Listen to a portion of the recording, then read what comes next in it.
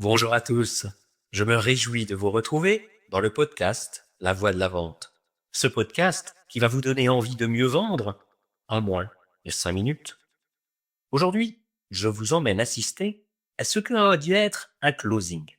Nous sommes en 2021, un jeudi après-midi. Je dois finaliser un contrat avec un client que je suis depuis 6 mois. On a déjà beaucoup échangé sur ce qu'ils veulent exactement. Le devis a fait plusieurs allers-retours. Tout me semble calé au moment où je démarre mon ordinateur pour la visio. Au bout de quelques minutes, je vois apparaître les visages du patron et celui du DAF. Je connais bien les deux. Nous nous saluons poliment et le boss me présente un nouveau venu, le directeur commercial, fraîchement recruté. J'ouvre la réunion, je partage l'écran et je récapitule l'offre. Et là, d'un ton sec, il prend la parole et me balance en pleine figure. Oh, franchement, votre proposition, elle est moyenne, hein. Moi, j'ai vu mieux. Y a rien d'innovant là-dedans. Et puis, vos tarifs, ils sont vraiment au perché. Et pour une boîte pas très connue. Un silence de plomb s'abat soudain. Je me sens pris de court. Je ne m'attendais pas du tout à ce coup-là. Le DAF reste neutre.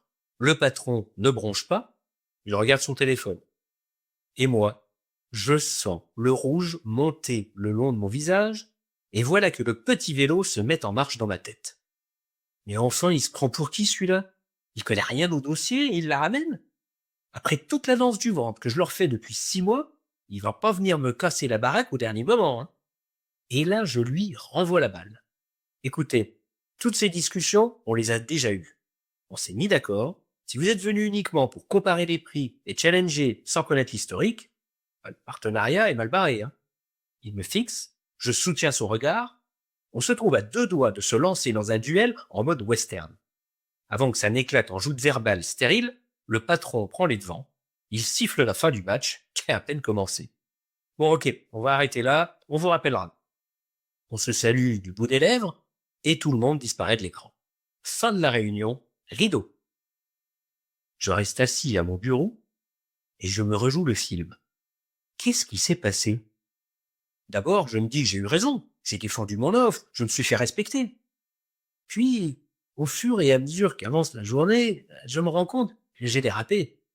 En fait, ce que j'ai pris pour une attaque personnelle, et ça s'adressait pas à moi. Ce directeur commercial, il vient de débarquer dans la boîte. Il a cherché à briller devant son chef, et c'est tombé sur ma pomme. Et moi, comme un bleu, j'ai mis mon ego à la barre. En réfléchissant à comment rattraper le coup, une phrase tirée des accords Toltec me revient. Rien de ce que fait autrui n'est à cause de toi. Ce qu'il dit, ce qu'il fait est une projection de sa propre réalité. Le lendemain matin, j'appelle le patron de la boîte et je lui dis: écoutez, je pense que j'ai mal réagi hier. J'ai pris les remarques de votre collaborateur de manière personnelle. J'ai manqué de professionnalisme. Je ne me suis pas reconnu dans cette réaction infantile. Je vous prie de m'excuser, et je demeure persuadé qu'on peut faire un super projet ensemble, si on repart sur de bonnes bases. Silence. Puis il me répond. Je peux dire que vous avez dû croire à rappeler. Mais vous avez raison. Le projet tient la route. Bon, laissez-moi quelques jours, on vous revient. Et une semaine plus tard, nous signons le contrat. Alors maintenant, mes amis, à vous de jouer. Prenez un papier, un crayon, et listez toutes ces objections, toutes ces critiques, toutes ces tensions que vous vivez chaque jour. Réfléchissez sur la nature de votre réaction. Ego ou professionnalisme? Faites un tableau à 2 colonnes. Voilà, sur ce, je vous laisse et je vous dis à jeudi prochain. À bon entendeur. Salut!